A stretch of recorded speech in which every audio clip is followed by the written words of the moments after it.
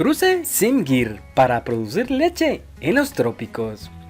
Al cruce de Gir y Simmental se le conoce como Sim-Gir, que tiene como principal objetivo la oportunidad de producir leche en zonas tropicales. Este cruce se comporta muy bien en zonas por debajo de los 2000 metros sobre el nivel del mar, especialmente en el trópico bajo, donde las razas puras presentan complicaciones.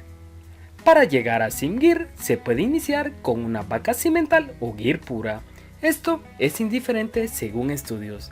Si elegimos vaca Gir, usaremos toro Simmental para obtener un F1 50% y 50%.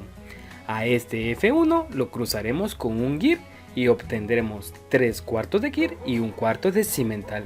Y finalmente usaremos toro Simmental para llegar al deseado 3/8, 5/8, 5/8 de Simmental y 3/8 de Gir respectivamente.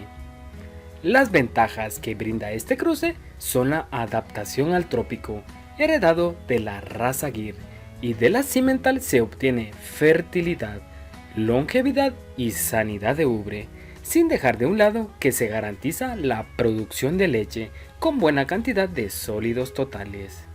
La precocidad es de resaltar en este cruce, pues en condiciones de potrero se pueden servir de los 22 a 24 meses. En otros cruces debemos esperar hasta 30 meses para poder servirlos.